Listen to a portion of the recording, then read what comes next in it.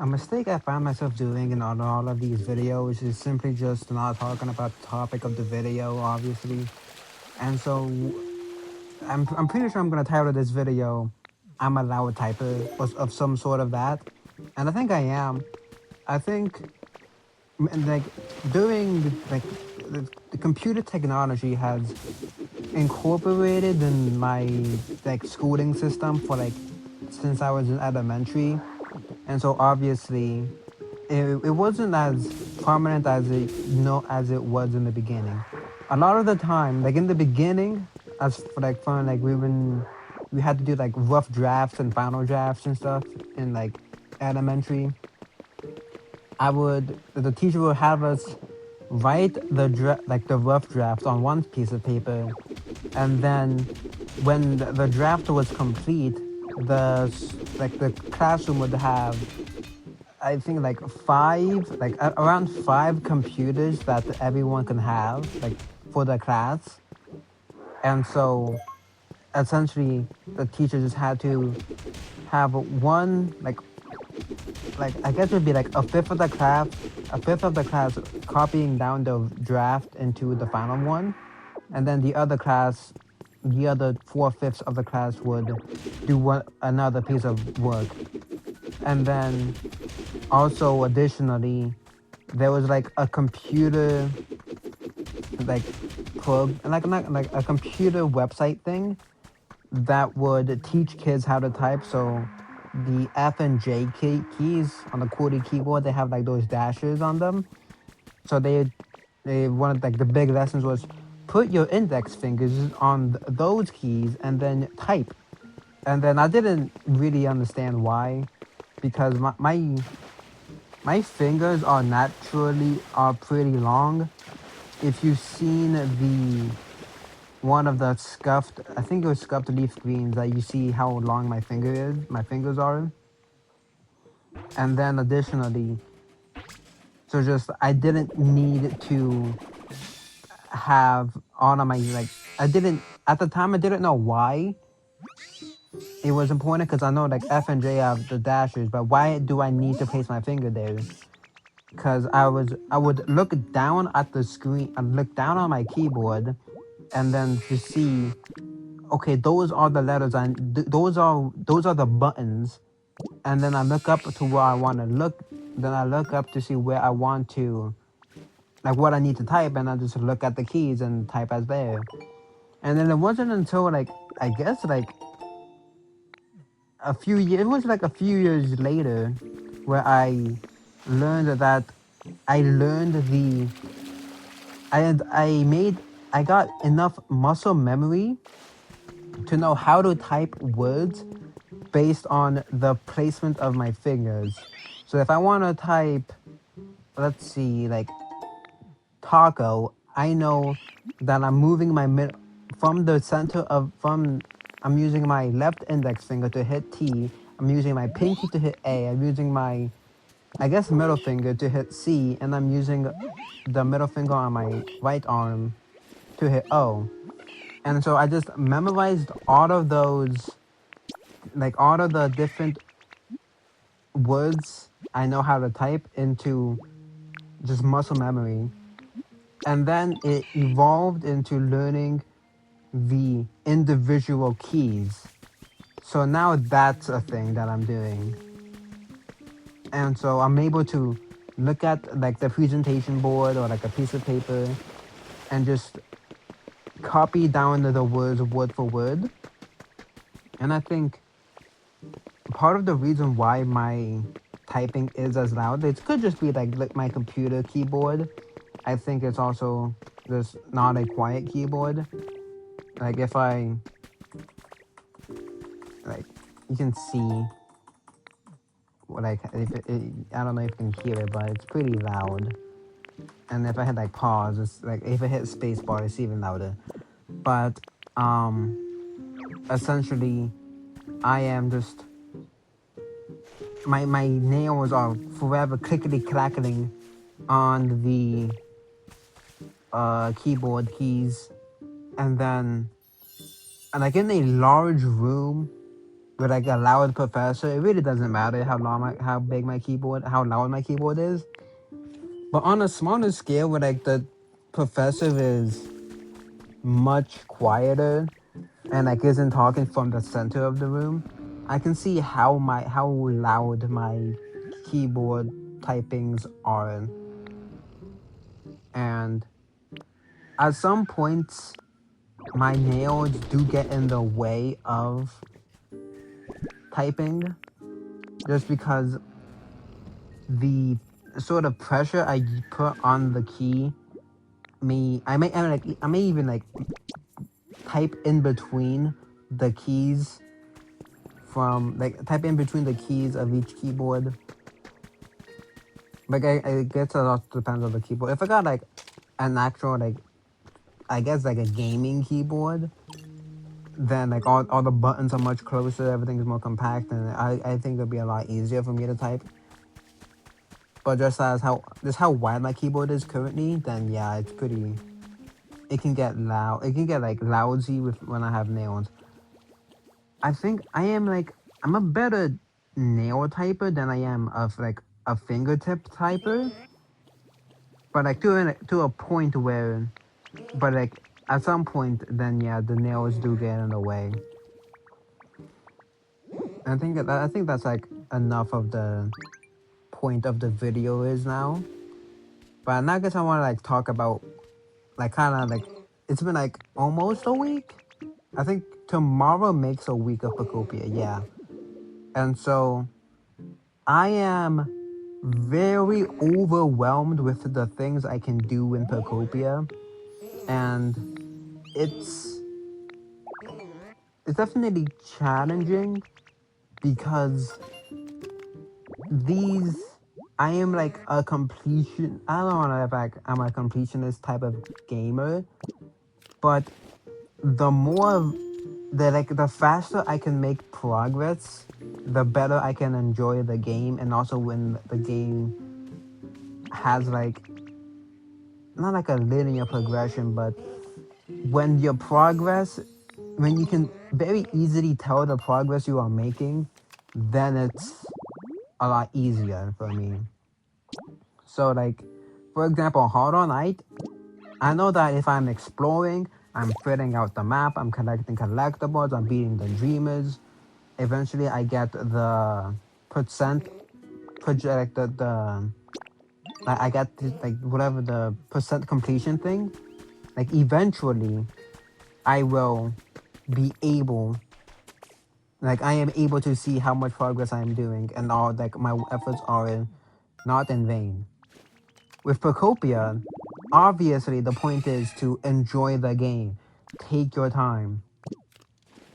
But I feel like I'm taking too much time because there's just so much I can do at this moment. Like looking at the screen and like from what I want to do, I can make the bridge better, I can fix the lights, I can, focus on getting the Pokemon Center filled, I can add the buildings, I can add habitats, and that's all just for this area. I can go to the Withered Wasteland and complete the road I have, but then again, I don't have enough stone, and I want to preserve the stone in case I need it for an upcoming mission. And then I recently, I haven't uploaded the recording of it, but I did see the third area, and that's his own thing that has its own kind of gimmicks. I also like, school is a thing that I can't just like ignore, and if I could spend like 12 hours a day playing this game, I feel like I'll be able to enjoy it a lot more. This is really like Animal Crossing and Minecraft, but also I don't really know how. Like, I will continue to play this game, and I will try to do my best to play the game daily as long as I have like fingers at my disposal. As long as I have, yeah. What else am I trying to say here? I want to be able to fully enjoy this game, and it is like a skill issue that I am just too slow when it comes to deciding how I want to enjoy the game, but it's very, it's a very good game. Like for the people, for the Animal Crossing enjoyers that liked Pokemon, this is their dream game. I when Horizons Animal Crossing Horizon came out, I did get the game and I did play it a lot, but like eventually I'm a very phase dependent gamer where I have just a fixation period on the game, and as long as that fixation is satiated, I will continue to play that game. In cases like in, let's just say like that's like a new Pokemon, like a Pokemon ZA is a great example. I played that game essentially every day of the week, completing the Pokedex, beating the missions, training our Pokemon, catching Pokemon, whatever. And then the DLC came out, and I was like, oh, awesome, great. But then there was like another game. It might have been Silk Song. I decided to play Silk Song as like a break, quote unquote, from ZA. And now that I finished Silk Song, I have no intention. I don't say I don't have no intention, but my inclination to play ZA is so much less than it was. I think it's also because I missed so many online ranking like rewards that like my completionist like not the vendetta, but my completionist the completionist in me that wants to get everything in the game, that collect everything in the game.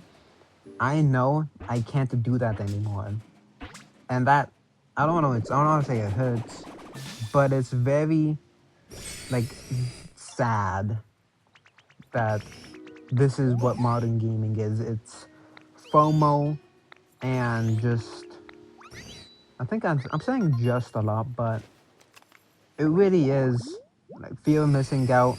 Get it before it runs out, and if you miss it, you would essentially just die. And I don't like that part of. I don't like that, and like that portion of modern gaming. People say, "Oh, DLC is bad," and because DLC is to an extent bad. Obviously, it's dependent on the kind of DLC. If the DLC is like like a year, like the Mario Kart Booster Course DLC, I don't think in theory that is a fine DLC to have. Well, I think it's great that it has that DLC because it brought way more brought new life into the game, new ways to play the game, new like essentially new methods came and developed, and it was I think it was reasonably priced. I have the booster course thing, and I felt very comfortable playing it or like having it, owning it. Now what else was I saying? Oh yeah, DLC, or rather, new modern games. Like Pokemon Pocopia also has this, which is very scary to think about. Where the Skiploom, Hoppip, and Jumpluff will visit the island, and you can get these collectibles. And if you don't get these collectibles now, you will never ever get them again. Then again, I think the Pokemon Center copying thing I think can also bypass it, but I think I haven't checked if the items are able to be copied, which also just means that there is just a limited amount in circulation, which is not great. Maybe they come back, maybe they don't. But then this is just the beginning of. First, we have the Hop event, and then we're gonna have. I don't know I don't know what Pokemon aren't in the game yet, but like, there's gonna be a Pokemon that's currently not in the game. There's gonna be like, are like the legendary dogs in the game. There's gonna be like a Suicune event in the game. There's going to be a Darkrai event in the game, Cresselia and Darkrai event.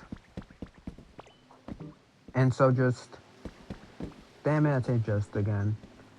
But really is, I don't want to be pressured into playing this game, but I also want to play, I I want to make my island look well, but I just don't have the imagination to do it. And also, I'm not entirely sure if I have the resources to do it either. But just, I know the steps I have to take. I just don't know how to take them. And if the way I approach it is the right way. But like everything about Pokemon Pocopia is great. I don't have a I guess like what would my complaint be? Waiting. I guess that's a valid complaint. Waiting. I don't want to have to wait. But then again, it does promote. Oh, you waiting for this thing? There's like 80 other things you can wait for or play now. So that's great. In terms of, I don't even know what other Switch games are. I think they announced Yoshi. They announced Pokemon Gen 10. We have to wait for more information on that. And then I guess I can talk about the state of the channel. I did react to the death battle, which was very fun. I was unaware of Metal Sonic's game. I was unfamiliar with how far he was willing to go.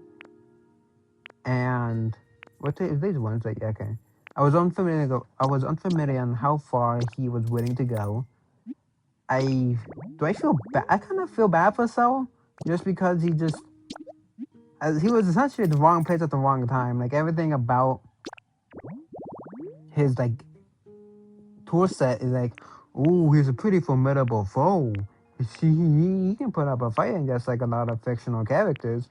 And then Metal Sonic just says, I'm gonna copy your power level and then actually also just have chaos control and do everything that you can do, but actually better.